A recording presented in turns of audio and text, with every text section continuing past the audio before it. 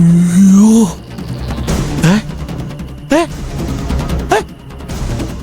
യോ. ശ്ശോ. ഡീ, സത്യം പറയടി, ഇത് ഞാൻ ഹേമേട്ടത്തിൽ ചേർന്ന് എന്റെ മോക്ക് കൊടുത്ത ആഭരണങ്ങളല്ലേടി? അതെ. എന്റെ പണി നീയും തുടങ്ങിയല്ലേ അടിച്ചു മാറ്റില്ലേ? ഞാൻ വല്ലതും പറയും കേട്ടോ.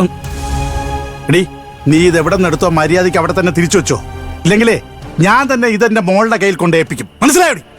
ചുമ്മാ ഓരോന്നും പറയാതെ മനുഷ്യ, ഞാനിത് മോഷ്ടിച്ചതൊന്നുമല്ല, ശ്രേയ എന്റെ കൈ തന്നതാ.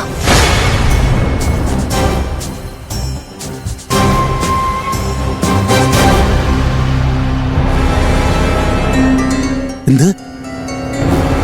എന്റെ മോള് ചീഫ് എഞ്ചിനീയർ തന്നതാണെന്നോ? അതേ മനുഷ്യ. എന്തിന്? ചാരുനിട്ട് ഒരു പണി കൊടുക്കാൻ. ചാരുന്ന് എന്ത് പണി കൊടുക്കാനാ? ശ്രേയ ഒരു പ്ലാൻ ഉണ്ടാക്കിയിട്ടുണ്ട്. എന്ത് പ്ലാൻ? അതായത്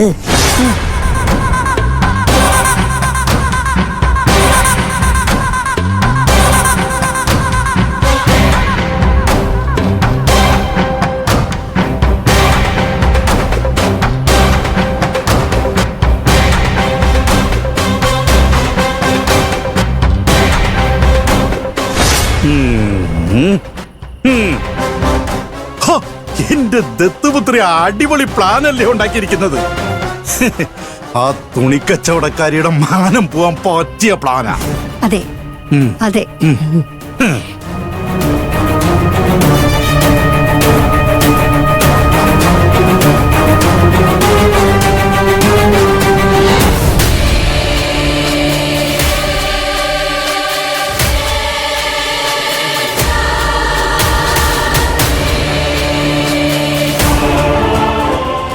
ബാല, ശ്രേയ ചാരുമോളോട് എല്ലാ കാര്യത്തിലും വാശിയിലും ദേഷ്യത്തിലുമാ.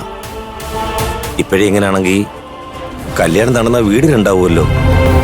അതെ ഗോവിന്ദ, നീ പറഞ്ഞത് ശരിയാ. എത്ര സന്തോഷത്തോടെയാ ആകാശും ചാരുമോളും ഡാൻസ് ചെയ്തത്. എന്നാ ആ പെണ്ണ് കാണിച്ചതെന്താ? അതിലും ചാരുമോളെ തോൽപ്പിക്കാൻ നോക്കി.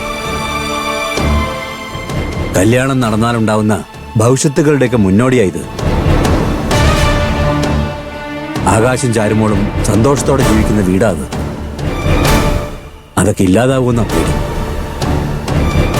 ഇതൊന്നും നമ്മളെ മനസ്സിലാക്കിയിട്ട് കാര്യമില്ലല്ലോ, ഏമയല്ലേ മനസ്സിലാക്കേണ്ടത്. ബാലമാമേ, ബാ കഴിക്കാം.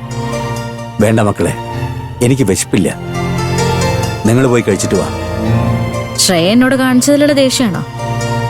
അതാണോ ബാലമാമൻ ചിന്തിച്ചിരിക്കുന്നത്? ഇതിലൊന്നും പതറിപ്പോകുന്ന ആളല്ല ഞാൻ. പക്ഷേ അവർ ചിന്തിക്കുന്നത് അങ്ങനെയല്ലല്ലോ. നീ തോറ്റുപോയെന്ന് വിചാരിച്ച് സന്തോഷിച്ചിരിക്കുക. ഇങ്ങനെ ഭ്രാന്ത് പിടിച്ചൊരു പെണ്ണ് നമ്മുടെ വീട്ടിൽ വന്ന് കയറിയ എന്തായിരിക്കും അവസ്ഥ? നമ്മൾ എന്ത് തീരുമാനിച്ചാ ഇങ്ങോട്ട് വന്നെന്ന് ബാലമാമൻ അറിയാലോ. പിന്നെന്താ കുഴപ്പം? വാ, വന്ന് കഴിക്കേ. ഇല്ല മോളെ, നീ എന്തൊക്കെ പറഞ്ഞാലും ഉള്ളിൻ്റെ ഉള്ളിലൊരു പേടിയുണ്ട്. നമ്മൾ തീരുമാനിച്ച പോലെ നടന്ന് ഇവിടുന്ന് പോയാൽ മാത്രമേ എനിക്ക് സമാധാനാവൂ.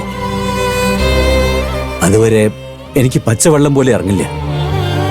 ടെൻഷൻ ആവണ്ട ബാലമാമേ. കഴിക്കാതിരുന്ന് ശരീരത്തിനൊന്നും വരുത്തി വെക്കണ്ട. എനിക്ക് വേണ്ടി വന്ന് കുറച്ചെങ്കിലും കഴിക്കേ. വേണ്ട മോളെ. അച്ഛൻ കഴിക്കാതിരുന്ന എല്ലാം ക്ലിയർ ആവുന്നാണോ? നീയും എന്നെ മനസ്സിലാക്കത്തെന്താ? ഇതെനിക്ക് ഇഷ്ടമില്ലാത്ത കല്യാണ. ഞാനിവിടേക്ക് വരുന്നില്ല എന്ന് പറഞ്ഞതാ. പിന്നെ ചാരുമോള് നിർബന്ധിച്ചോണ്ടാ ഇവിടെ വന്നിരിക്കുന്നത്. ഈ ഒരു അവസ്ഥയിൽ കഴിക്കാനൊന്നും പറ്റില്ല മോനെ. ആകാശേ, ചാരുമോളെ, നിങ്ങൾ വിഷമിക്കാതെ വയ്ക്കോ. ബാലിന് ഞാൻ പുറത്തുനിന്ന് ഭക്ഷണം വാങ്ങിച്ചു കൊടുത്തോളാം. മക്കളെ, നിങ്ങൾ ചെല്ല്. ഗോവിന്ദാമ്മ, എന്നാ പുറത്തുപോയി കഴിച്ചിട്ട് വാ. ആ ചാരു, വാ, നമുക്ക് പോയി കഴിക്കാം. എന്താ അക്കുച്ചേട്ടാ ഇത്? ഭക്ഷണമാണ് ഇപ്പൊ പ്രധാനം. ബാലമാമൻ കഴിക്കാതിരിക്കുന്ന കണ്ടില്ലേ? എനിക്കും വേണ്ട. കാക്കുത്തി, നമ്മൾ അവിടെ ചെന്ന് വയറ് നിറച്ച് ഭക്ഷണം കഴിക്കാൻ പോവാണെന്ന് വിചാരിച്ചോ? എനിക്ക് ചില കാര്യങ്ങൾ ചെയ്യാനുണ്ട്. നീ വാ, ഞാൻ പറയാം. ചെല്ല് മോളെ. ചാരു, വാ.